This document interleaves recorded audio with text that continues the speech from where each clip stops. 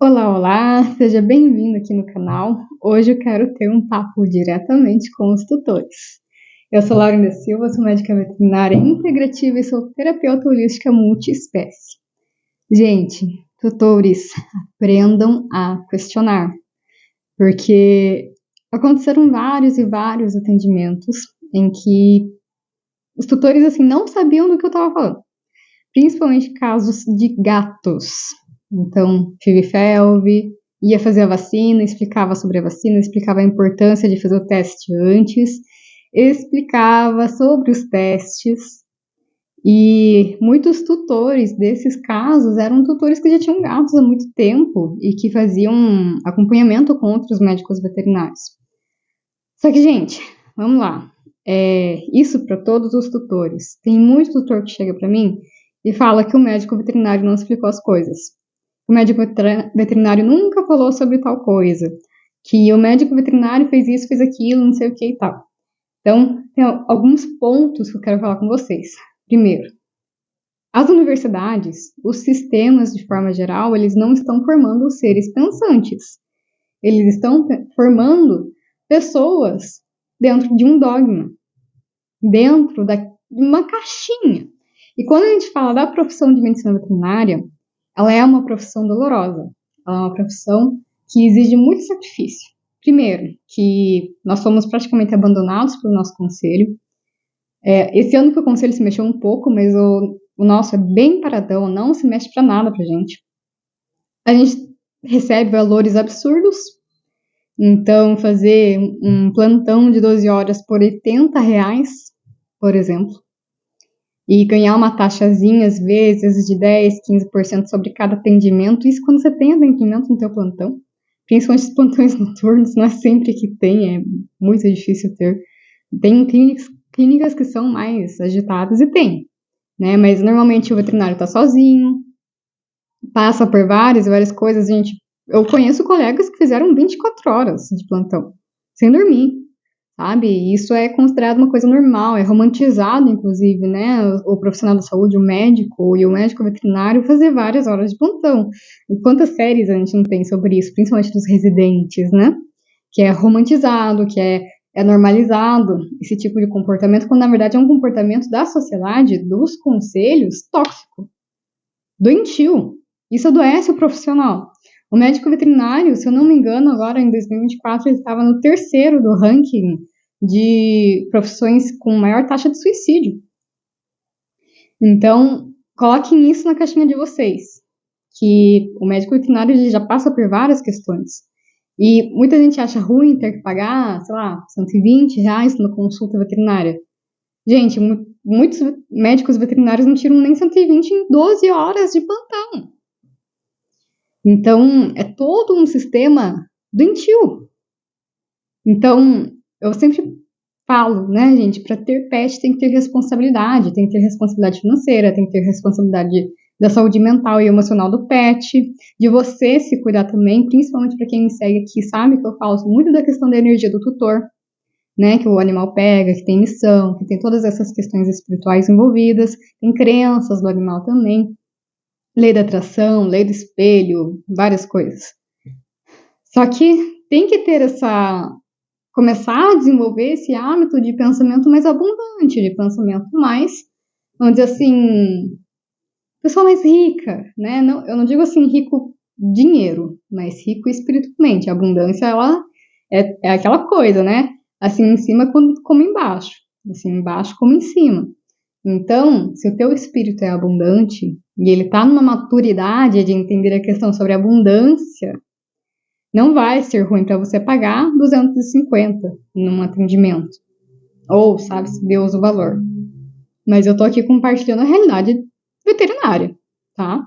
Então, outra coisa que também vinha muito para mim, principalmente casos assim que eram de doenças e tal, os colegas não explicavam as coisas, né? Mas exatamente por conta desse sistema doentio, por essa dogmatização, né? Muitos colegas que não sabem explicar o motivo de estar pedindo determinado exame, exames básicos muitas vezes, porque não é muito ensinado assim, né? Não tem esse foco do porquê que você está fazendo aquilo, né? E, gente, tem muito profissional se formando.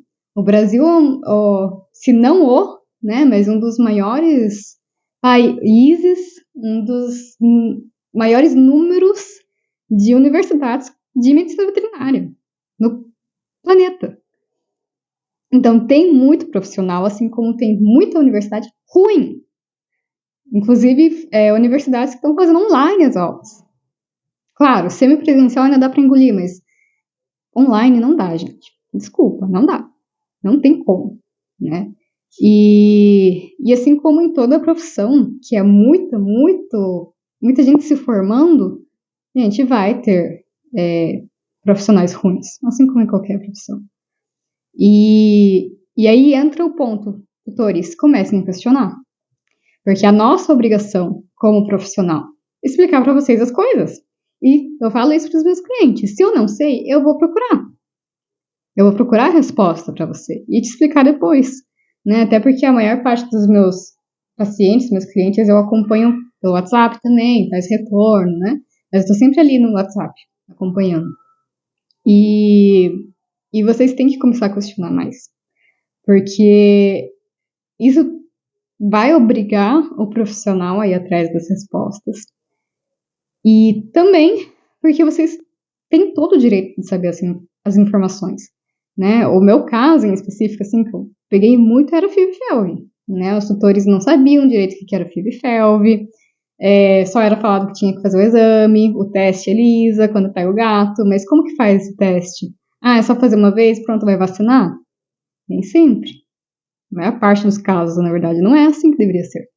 Né? Ah, mas fez exame, fez o teste rápido lá na ONG, mas às vezes é um teste que foi feito só em um gato e considerou como toda aquela população, então foi feita uma média, mas não está considerando o indivíduo, e isso acontece bastante, tá? Muitas pessoas de ONG aí fazendo esses testes assim, como tirando uma média daquela população que está na ONG, dos resgatados, e considera que todos são negativos. Mas uma coisa que praticamente não é falada é que o teste rápido, ele normalmente dá falso negativo. Porque a FIV e a FeLV é difícil de pegar, gente. É bem difícil de diagnosticar, é chato de diagnosticar. Tem que se atentar muito aos detalhes, né? Questão de tempo, entre um teste e o outro. Questão de ancestralidade, que eu considero. Questão de se estava em ONG, se a mãe era FIV-FeLV, se a mãe passou por muito estresse, tem várias coisas por trás da FIV-FeLV. Eu já falei isso no Instagram, inclusive.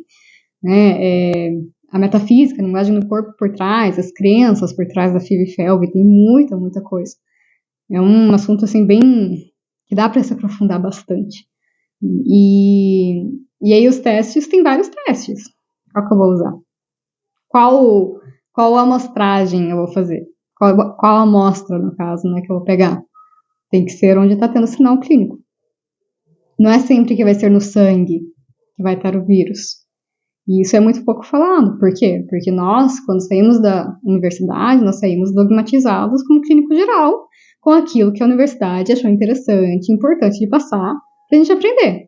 Se o profissional não tem tempo, ou qualquer que seja o motivo, para pegar e se aprofundar no caso, nos estudos,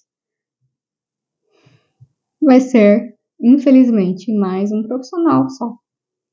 Né? Não vai ser um diferencial.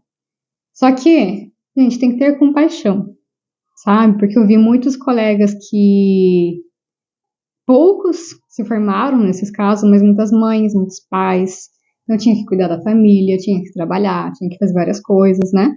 Então acaba não tendo tempo mesmo, e acaba tendo um burnout, inclusive, já na graduação, porque é muita coisa que é cobrada. Né? O médico veterinário estuda pelo menos 5 espécies, de uma vez só. Então é muita cobrança, né? E, enfim, tem que se aprofundar para ser um diferencial. Mas com que tempo? Entendem? Então não é todo mundo que consegue ter essa noção. Não tem maturidade também, muitas vezes, né? De pegar e estudar por fora ou buscar outras formas, né? Enfim, só peço para os tutores que comecem a questionar, porque é importante que vocês tenham essas informações, que vocês saibam com o que vocês estão lidando, e não achem ruim vocês pagarem um profissional um valor baixo e receber um retorno ruim. Porque, na verdade, você está pagando R$120 para a clínica, por exemplo, né? Estou usando o exemplo de R$120, porque é bem comum. E o veterinário está recebendo, tipo, R$80 pelo dia, pelo plantão. Às vezes 10% em cima da consulta que fez. Quando é um profissional autônomo, como o meu caso, como o caso de vários colegas, a gente tem o nosso valor, não repassa para o chefe. É o nosso valor, é nós que estamos recebendo. Quando vai usar instrumento, vai usar material, é o nosso dinheiro que está ali. Então, a gente acaba tendo uma flexibilidade maior de horários, né? Porque em clínicas normalmente você tem um tempo ali para atender. Tem uma flexibilidade maior também de estar disponível para você. Né? E normalmente o pessoal que é autônomo já está buscando se aprofundar em alguma área em específico. Então isso faz toda a diferença. Então comecem a olhar valor e não preço. E é o que eu falei, gente. Um bom profissional vai atrás das respostas ou vai te encaminhar para alguém que vá ter essas respostas. Então comecem a questionar e parem de jogar a responsabilidade para o profissional. Porque é igual para toda e qualquer profissão. Se você não questionar, a culpa não é do profissional, é sua também, por não ter tido as informações. Não é simplesmente você sentar ali na nossa frente e esperar que a gente fale tudo. Eu já estou acostumada a falar tudo, né? Então, até faz diferença quando o tutor pergunta, porque daí às vezes eu me perco, ou daí eu lembro que eu tinha que falar aquilo que o tutor perguntou, né? Mas é importante que vocês perguntem, beleza, até a própria receita de medicação. Por que eu tô passando essas medicações? Eu explico tudo detalhado pro doutor. Por que eu tô passando isso aqui? Como que vai agir no corpo do teu pet? Mas por qual indicação? Mesma coisa para exames. Quando eu peço por exames, por que eu tô pedindo esse exame aqui? Qual que é a importância dele? Qual que vai ser a importância dele pra gente fazer um diagnóstico diferencial aqui e conseguir afunilar para um diagnóstico, né? Isso eu acho que é obrigação do médico veterinário, assim como médico, qualquer profissional de saúde que tem essa liberdade de fazer requisição de exames, de fazer receituário, né? Então, médicos e médicos veterinários, principalmente, né? Então, eu acho que isso é a nossa obrigação. Mas tem outras dúvidas que vocês também, né, têm que fazer. Se o colega, qualquer que seja a área, não está passando essas informações, vocês têm que perguntar. Às vezes vocês estão gastando dinheiro à toa. E acontece muito. Né? Não citarei nomes nem nada, mas tem colegas que prescrevem certos produtos só para ganhar dinheiro em cima. E faz parte. E não é só na veterinária. Né? Então vocês têm que entender o porquê. Tipo, realmente é necessário? Ou às vezes procurar uma segunda opinião, alguma coisa do gênero. Alguém que realmente entenda, né? Eu vejo muito pessoal passando muito suplemento. Só que às vezes a pessoa não sabe por que está passando suplemento. Ela sabe que é bom para tal coisa, mas ela não se aprofundou em como que aquilo lá vai agir no corpo, no organismo do animal, né? Do paciente. E enquanto tem realmente quem entende dos suplementos, né? Normalmente é um nutricionista, né? Mas tem pessoas que fazem os cursos de suplemento, tá tudo certo. Mas também tem os colegas, e eu já fui assim, mas eu me aprofundava, que chegava o representante, passava as novas medicações, as coisas ali, as fórmulas que eles tinham, e só passa pra frente. Então sai aplicando, mas não pega e realmente estuda sobre aquela situação, sobre aquele medicamento, sobre aquela solução. Então só vai passando. Isso acontece, gente. É maturidade profissional em todas as áreas, né? Como eu disse, as universidades, os sistemas de forma geral, e universidades entram em sistemas porque tem dogmas ali, não fazem, não dizer assim, produzem profissionais questionadores. Isso faz toda a diferença na hora do resultado. Então, queridos tutores, bora começar a tomar as rédeas também da vida de vocês, da vida do seu pet.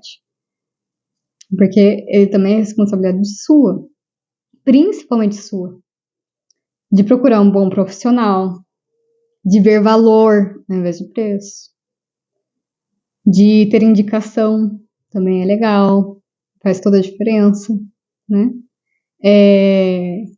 E realmente ver se aquela pessoa tem domínio daquele assunto. Eu aprendi a ser muito humilde, sempre fui muito humilde em falar, aqui eu não entro.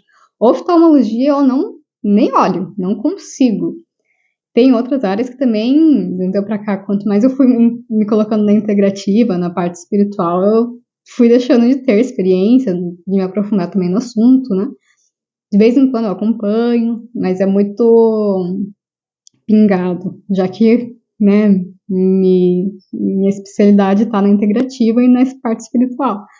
Então não acaba nem tendo tempo para olhar para as outras áreas, mas eu tenho que estar sempre acompanhando. Isso não quer dizer que eu não estou sabendo o que está acontecendo, mas, pô, chegou aquele caso, mas não é a minha área, não é a minha experiência. Eu sei até onde eu posso ir. E isso é muito importante para qualquer profissional de qualquer área.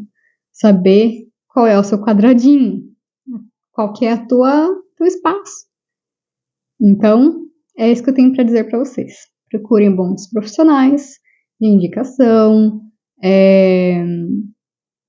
sabe, vejam valor, entrem com prevenção. Isso faz toda a diferença. Toda a diferença. Vocês não fazem ideia de como faz diferença. E prevenção não é só vacinação vermífugo, anticarrapato. A prevenção começa na energia.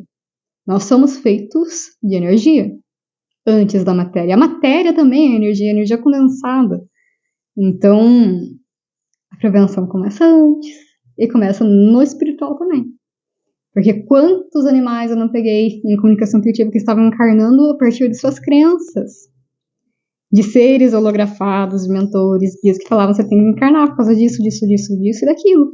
E daí aquela alma imatura concordava com tudo, porque realmente eu fiz isso em vida passada. Ou coisa do gênero, tá? Então, prevenção começa antes. E questionem, tutores, questionem. E colegas, se valorizem também, tá? Não estou citando nomes, só estou fazendo uma crítica para os tutores começarem a valorizar o médico veterinário. Assim, como eu falei, em todas as profissões tem profissionais ruins. Mas aí vai da gente procurar um profissional bom. Eu procurar um profissional bom para minha casa e assim por diante. É a nossa responsabilidade também, tá? E é isso, gente. Os profissionais bons que me acompanham provavelmente vão concordar com tudo que eu falei, talvez até comentem alguma coisa. Então fiquem à vontade, tá? Lembrando, isso não é único da medicina veterinária. É em todas as profissões. Só que eu tô falando aqui da medicina veterinária porque é minha área. E isso também se aplica a terapias holísticas, tá bom? Que também é minha área. E eu vou falar mais disso, sobre charlatanismo e outras coisas, em outro momento. Charlatanismo, gente, vamos aproveitar. Não leva para vacinar em pet shop, tá? Não é competência de dono de pet shop ficar vacinando. É do médico veterinário. Assim como passante pulga, anticarrapato, vermífugo é competência do médico veterinário, tá? Então, comecem a prestar atenção onde vocês estão colocando a saúde do seu pet. Beijos!